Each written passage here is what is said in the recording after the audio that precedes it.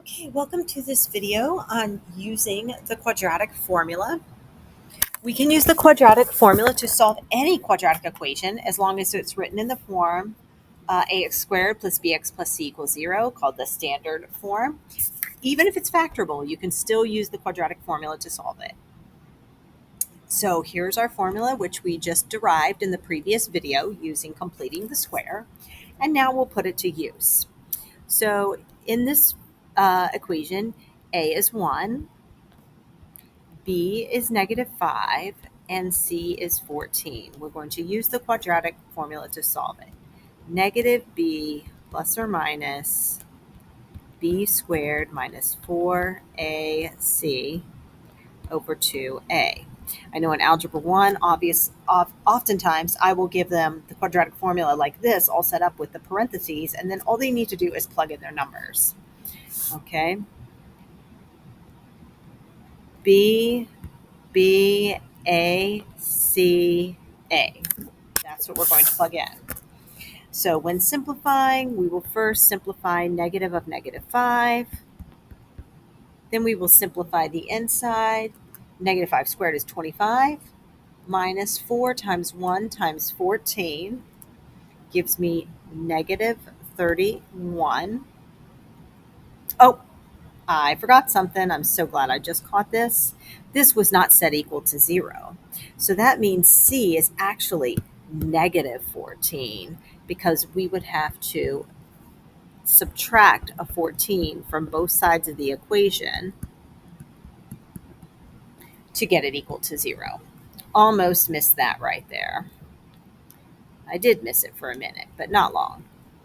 Okay, so that means C is going to be -14. So we're going to do 25 minus 4 times 1 times -14, which is going to make this 81. And then 2 times 1 is 2. Oh, that's nice because we end up with a perfect square root. Square root of 81 is 9. So that means we do 5 plus 9 over 2 to get one of the roots, and 5 minus 9 over 2 to get the other root. So we have roots of 7 and -2, which means that would have factored with roots of 7 and -2, and probably my preferred method when I recognize that it factors is to factor, because -7 and +2 add up to 5, -5, and multiply to -14. So I think that's much less work if you recognize it factors, just to go ahead and factor it. All right, which brings us to a discussion of the discriminant. How do you tell for sure when one of them factors if you're not sure by just looking at it? Well, the discriminant is part of the quadratic formula. It's the part that's underneath the square root sign, b squared minus 4ac. And it's called that because it helps you discriminate how many solutions and what kind of solutions you will have to a quadratic equation. So for example, if b squared minus 4ac is a positive number and it's a perfect square number, as in the case here, it's positive and it's a perfect square, that means you're going to have two rational roots. Like here, 7 is a rational number. We can write it as 7 over 1. -2 is a rational number, but you could even have fractions in the end, and those are still rational numbers. Rational numbers can be written as a ratio of two integers or as fractions. So that means that it would have factored. It would factor. It is factorable. Maybe I should write that instead. That's more mathy speak. Factorable. Okay. Now, if it's greater than 0 but not a perfect square, this is what the second case is saying. So let's say we had something like, I don't know, 2 plus or minus square root of 13 over 7. This is going to be a non-terminating, non-repeating decimal. It's still going to have two x-intercepts, but they're going to be irrational decimals. So we're going to say that's decimals.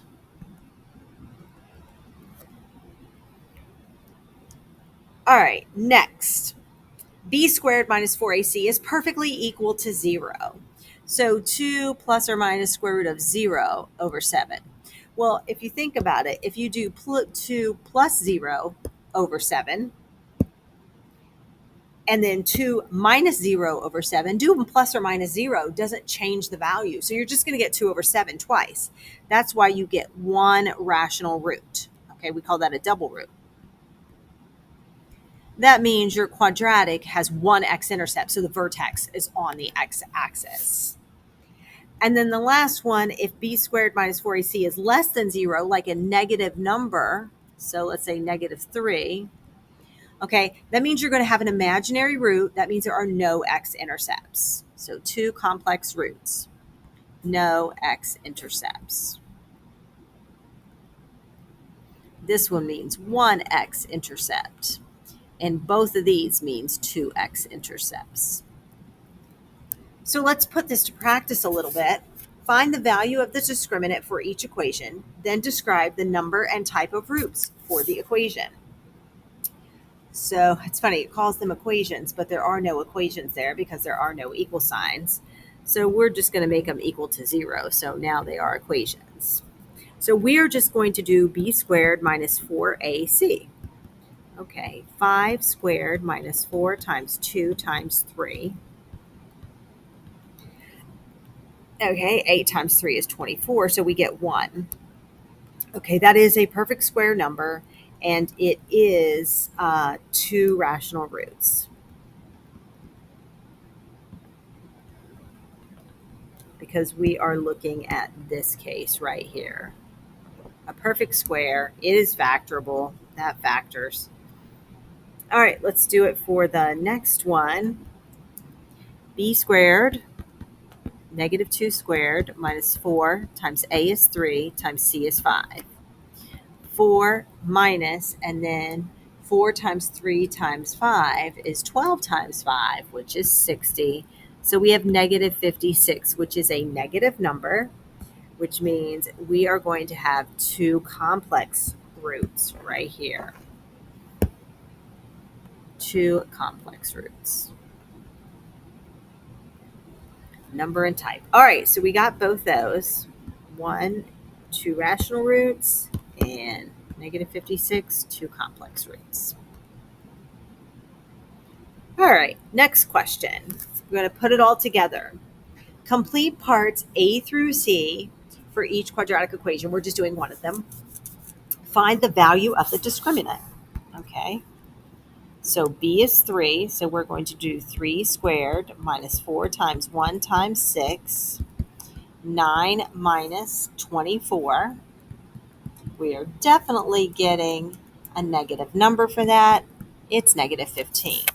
And notice the discriminant is just the part underneath the radical. We don't actually put the radical symbol over top of it. It's just what's underneath it. So since we have a negative discriminant, the number and type of roots are two complex or imaginary roots.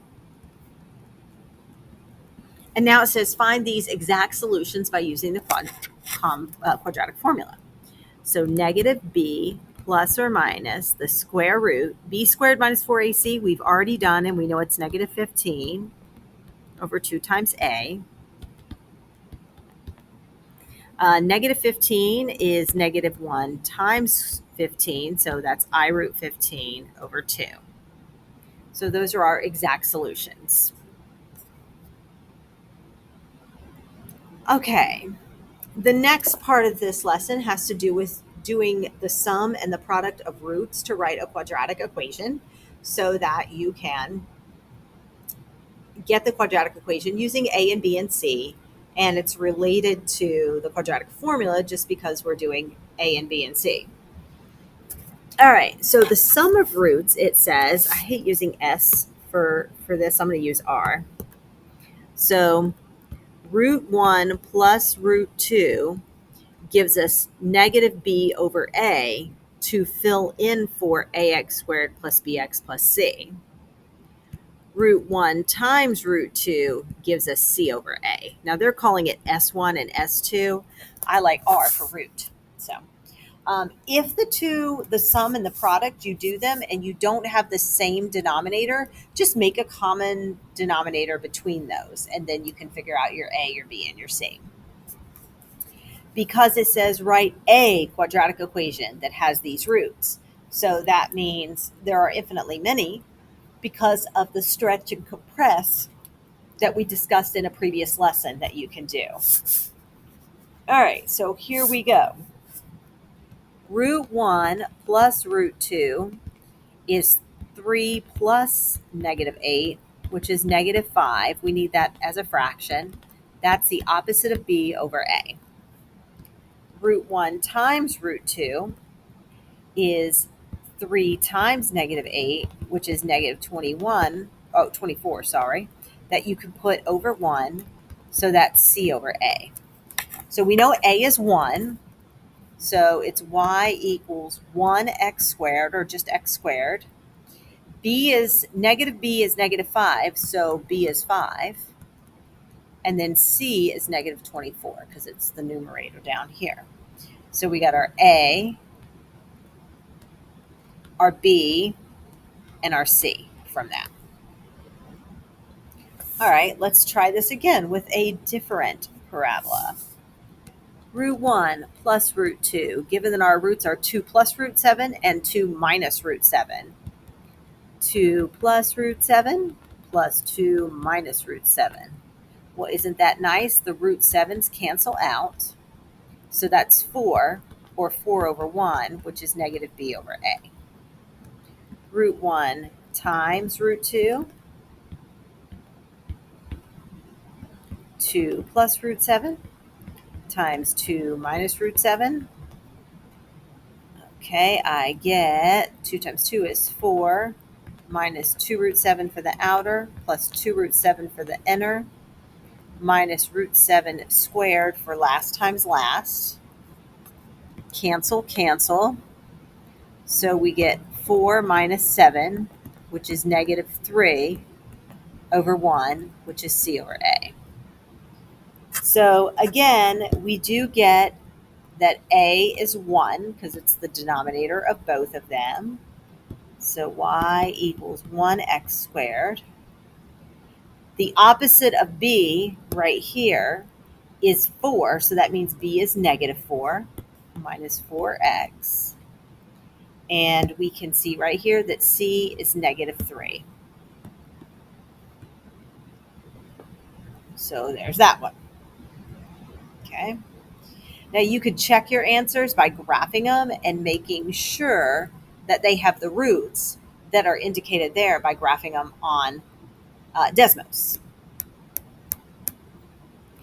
Now, to write your parabola, you could use the old way we discussed with the x minus root 1 and x minus root 2.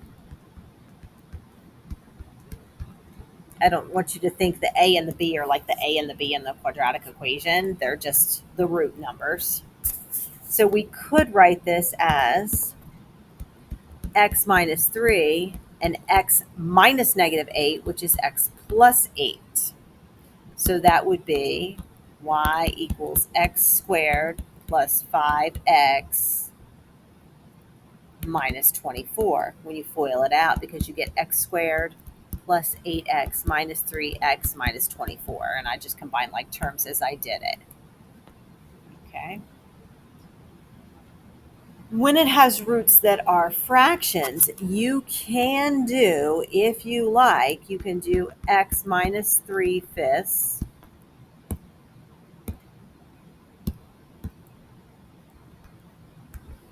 and x plus 1/2, and you can FOIL with those fractions. Or what you can do is say, okay, it's going to have to be 5x plus 3 to solve and get x minus 3/5.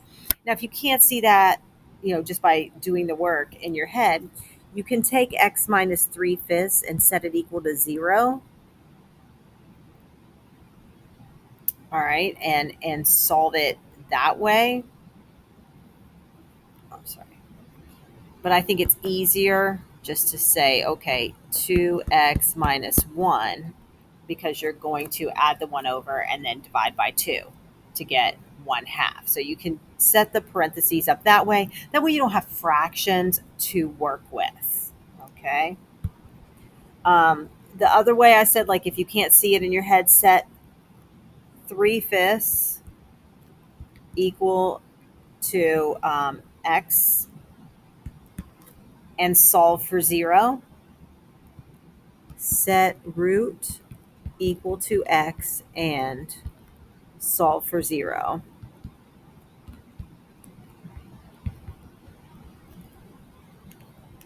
And that will be one way to get it. Because if you multiply by 5, you get 3 equals 5x. And then you subtract 3, you get 0 equals 5x minus 3. So that would work as well. Okay, and then for the other root, 1/2, I'm going to set that root equal to 0, equal to x, and solve for 0. I get x plus 1. Oh, no, I'm setting the root equal to x. 1/2 negative equals x. Divide by 2. Add the 1 over to the other side. And so that I can see my factor is 2x plus 1.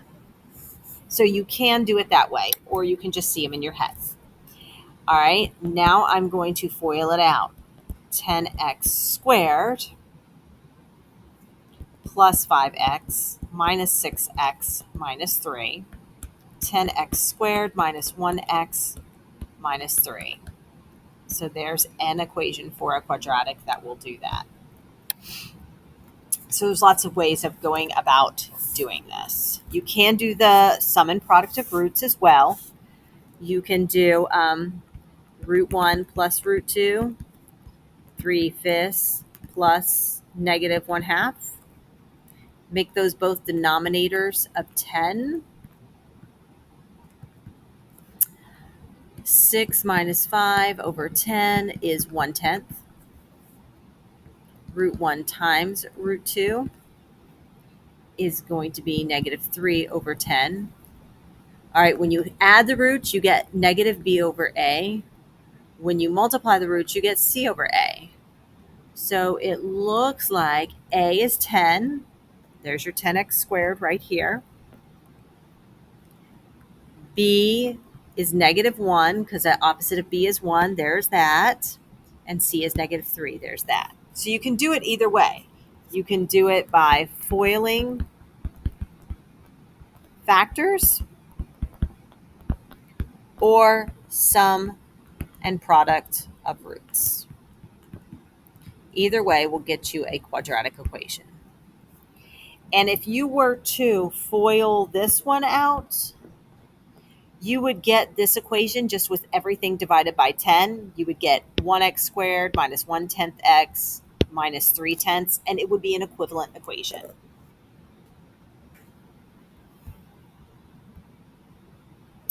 All right, these last two examples and the last one on the next page, we are going to do as part of a third video, so there's not too much.